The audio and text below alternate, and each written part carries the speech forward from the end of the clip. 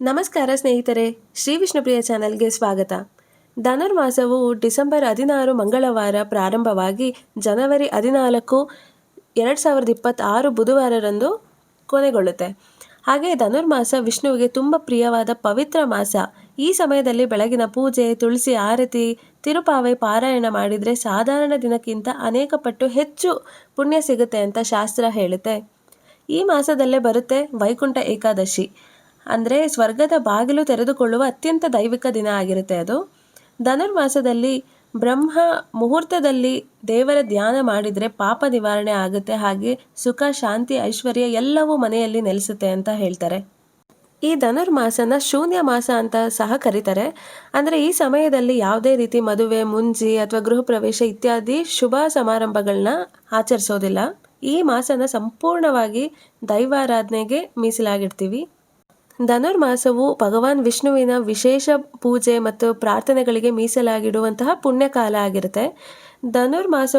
ಧನುರ್ಮಾಸದಲ್ಲಿ ಸೂರ್ಯನು ಧನುರಾಶಿಯಿಂದ ಮಕರ ರಾಶಿಗೆ ಸ್ಥಳಾಂತರಗೊಳ್ಳುವ ಅವಧಿಯಾಗಿರುತ್ತೆ ಮತ್ತು ಅದು ಮಕರ ಸಂಕ್ರಾಂತಿಯೊಂದಿಗೆ ಕೊನೆಗೊಳ್ಳುತ್ತೆ.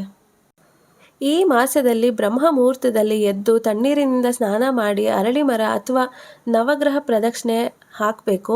ಇದರಿಂದ ಪಾಪಗಳು ಕಳೆದು ಶುಭ ಫಲ ಪ್ರಾಪ್ತಿಯಾಗುತ್ತೆ ಅಂತ ಹೇಳ್ತಾರೆ. ಧನುರ್ಮಾಸದಲ್ಲಿ ಅರಳಿ ಮರ ಅಥವಾ ಅಶ್ವತ್ಥ ವೃಕ್ಷದ ಪೂಜೆ ತುಂಬಾನೇ ಶ್ರೇಷ್ಠ. ಮೂಲತೋ ಬ್ರಹ್ಮರೂಪಾಯ ಮಧ್ಯತೋ ವಿಷ್ಣು ರೂಪಿಣೆ ಅಗ್ರತೆ ಶಿವರೂಪಾಯ ವೃಕ್ಷರಾಜಾಯತೆ ನಮಃ. ಅಂದರೆ ಅರಳಿ ವೃಕ್ಷದಲ್ಲಿ ಸಾಕ್ಷಾತ್ ಬ್ರಹ್ಮ, ವಿಷ್ಣು, ಮಹೇಶ್ವರರ ಸಾನ್ನಿಧ್ಯ ಇರುತ್ತೆ. ತ್ರಿಮೂರ್ತಿಗಳ ವಾಸಸ್ಥಾನ ಆಗಿರುತ್ತೆ ಅಶ್ವತ್ಥ ವೃಕ್ಷ. ಆದ್ದರಿಂದ ಧನುರ್ಮಾಸದಲ್ಲಿ ಅಶ್ವತ್ಥ ವೃಕ್ಷದ ಪೂಜೆ ತುಂಬಾನೇ ಉತ್ತಮ ಫಲನ ತಂದುಕೊಡುತ್ತೆ. ಈ ಮಾಸದಲ್ಲಿ ಚಳಿ ತುಂಬನೇ ಇರುತ್ತೆ. ಚಳಿಯ ತೀವ್ರತೆ ಎಷ್ಟು ಇರುತ್ತೆ ಅಂದರೆ ಚಳಿಯನ್ನು ತಾಳಲಾರದೆ ರಾತ್ರಿ ವೇಳೆ ಮನುಷ್ಯ ತನ್ನ ದೇಹವನ್ನು ಬಿಲ್ಲಿನಂತೆ ಬಾಗಿಸಿ ಮುದುರಿ ಮಲಗುತ್ತಾನೆ. ಆದ್ದರಿಂದಲೇ ಈ ಮಾಸಕ್ಕೆ ಧನುರ್ಮಾಸ ಅಂತ ಹೆಸರು ಬಂತು. ಇಂತಹ ಕೊರೆಯುವ ಚಳಿಯನ್ನು ಲೆಕ್ಕಿಸದೆ ಬ್ರಾಹ್ಮಿ ಮುಹೂರ್ತದಲ್ಲಿ ಬೆಳಗ್ಗೆನೆ ಎದ್ದು ಸ್ನಾನ ನಿತ್ಯಾದಿ ಕರ್ಮಗಳನ್ನೆಲ್ಲ ಮುಗಿಸ್ಕೊಂಡು ದೇವರಾಧನೆಗೆ ಸಮಯನ ಮೀಸಲಿಡೋರಿಗೆ ವಿಶೇಷವಾದ ಫಲನೇ ಸಿಗುತ್ತೆ. ಅವರ ಜೀವನದಲ್ಲಿ ಸಂಪೂರ್ಣವಾಗಿ ಎಲ್ಲವನ್ನು ಸಾಧಿಸುವಂತಹ ಶಕ್ತಿ ಅವರಲ್ಲಿ ಮೂಡುತ್ತೆ. ಈ ಧನುರ್ಮಾಸದ ಸಮಯದಲ್ಲಿ ಅಶ್ವತ್ಥ ವೃಕ್ಷದ ಪೂಜೆನ ಹೇಗೆ ಮಾಡಬೇಕು, ಯಾವ ನಿಯಮನ ಪಾಲಿಸಬೇಕು ಅಂತ ಹೇಳ್ತಾ ಹೋಗ್ತೀನಿ. ಮೊದಲಿಗೆ ಬೆಳಗ್ಗೆ ಬ್ರಹ್ಮ ಮುಹೂರ್ತದಲ್ಲಿ ಏಳಬೇಕು. ಎದ್ದು ಆ ದಿನ ದೈನಂದಿನ ಕಾರ್ಯನ ಎಲ್ಲ ನಿರ್ವಹಿಸಿ ತಲೆಗೆ ಸ್ನಾನ ಮಾಡಿ ನಂತರ ಮನೆಯಲ್ಲಿ ದೇವರಿಗೆ ದೀಪ ಹಚ್ಚಿ ಪೂಜೆ ಮಾಡಿ ವಿಷ್ಣುವಿನ ಮಂತ್ರ ಅಥವಾ ವಿಷ್ಣುವಿನ ಆರಾಧನೆನ ಮಾಡಬೇಕು. ಹಾಗೆ ಮನೆಯ ದೇವರು ಅಥವಾ ಕುಲ ದೇವತೆಯನ್ನ ಅಥವಾ ಕುಲ ದೈವನ ನೆನೆಸ್ಕೊಂಡು ಸಂಕಲ್ಪ ಮಾಡಿ ನಂತರ ಅರಳಿ ಕಟ್ಟೆ ಅಥವಾ ಅರಳಿ ಮರದ ಬಳಿ ಹೋಗಬೇಕು. ಈ ಪೂಜೆಯನ್ನು ಮಾಡಬೇಕಾದ್ರೆ ಯಾರೊಟ್ಟಿಗೂ ಮಾತಾಡಬಾರ್ದು, ಮೌನದಿಂದ ಇದ್ದು ಪೂಜೆ ಮಾಡಬೇಕು.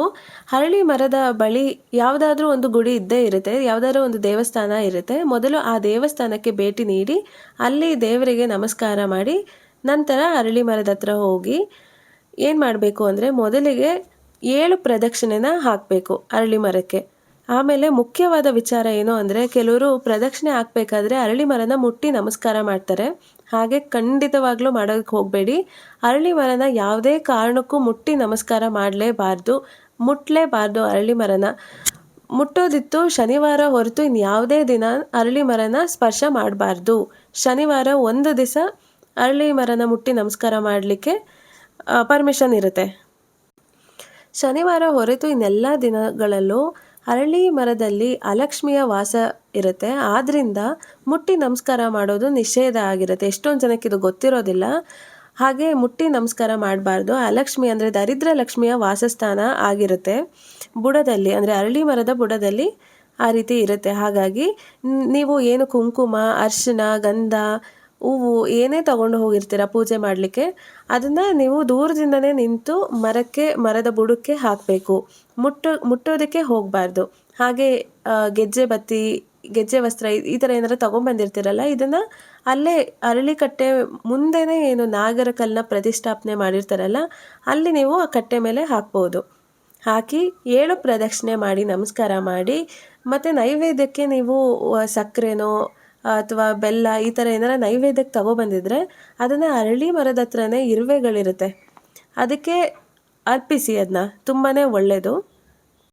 ಈ ರೀತಿ ಪ್ರದಕ್ಷಿಣೆ ನಮಸ್ಕಾರಗಳನ್ನೆಲ್ಲ ಖಾಲಿ ಹೊಟ್ಟೆಯಲ್ಲೇ ಇದ್ದು ಈ ಒಂದು ಪೂಜೆನ ಮಾಡಿ, ಅರಳಿ ಮರದ ಪೂಜೆನ. ಹಾಗೆ ಮನೇಲಿ ಮಕ್ಕಳು ಏನಾದರೂ ಇದ್ದರೆ ಅವ್ರನ್ನೂ ಕರ್ಕೊಂಡು ಹೋಗಿ ಈ ರೀತಿ 7 ಪ್ರದಕ್ಷಿಣೆ ಹಾಕಿಸಿ ಅವ್ರಿಗೂ ಒಳ್ಳೆ ವಿದ್ಯಾ ಬುದ್ಧಿ ಎಲ್ಲ ಚೆನ್ನಾಗಿ ಪ್ರಾಪ್ತಿ ಆಗುತ್ತೆ. ಕೆಲವರು ಅರಳಿ ಎಲೆನ, ಏನು ಮರದ ಎಲೆ ಇರುತ್ತೆ ಅದನ್ನು ಮನೆಗೆ ತಗೊಬಂದು ಅರಿಶಿನ ಕುಂಕುಮ ಇಟ್ಟು ಮನೇಲೇ ಪೂಜೆ ಮಾಡೋದು ಇರುತ್ತೆ. ಆದರೆ ಸಾಮಾನ್ಯವಾಗಿ ಅಲ್ಲೇ ಆ ಒಂದು ಸ್ಥಳಕ್ಕೆ ಹೋಗಿ ಪೂಜೆ ಮಾಡೋದ್ರಿಂದ ಉತ್ತಮವಾದ ಫಲನ ಪಡಿಬಹುದು.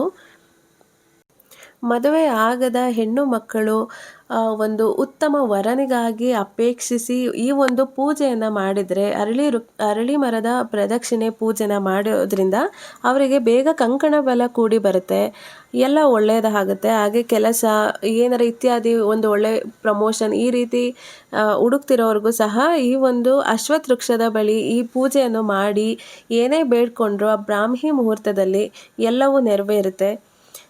ಮತ್ತು ಈ ಮಾಸದಲ್ಲಿ ಬಡವರಿಗೆ ಮತ್ತು ಬ್ರಾಹ್ಮಣರಿಗೆ ಕೈಲಾದಷ್ಟು ದಾನ ಮಾಡಿ, ಈ ದಿನಗಳಲ್ಲಿ ವಿಷ್ಣುವಿನ ಆರಾಧನೆಯನ್ನು ಮಾಡಿ, ಮತ್ತು ನಿಮ್ಮ ಮನೆಯ ಬಳಿ ಏನಾದರೂ ಅಶ್ವತ್ಥ ವೃಕ್ಷ ಎಲ್ಲಾದರೂ ಕಂಡು ಬಂದರೆ ಈ ಮಾಸದಲ್ಲಿ ತಪ್ಪದೇ ಪೂಜೆ ಮಾಡಿ, ಪ್ರದಕ್ಷಿಣೆ ಮಾಡಿ, ದೀಪ ಹಚ್ಚಿಟ್ಟು ಒಳ್ಳೆ ಫಲನ ಪಡೀರಿ ಅಂತ ಹೇಳಿ, ದೇವರು ಎಲ್ಲರಿಗೂ ಒಳ್ಳೇದು ಮಾಡಲಿ. ನಮಸ್ಕಾರ.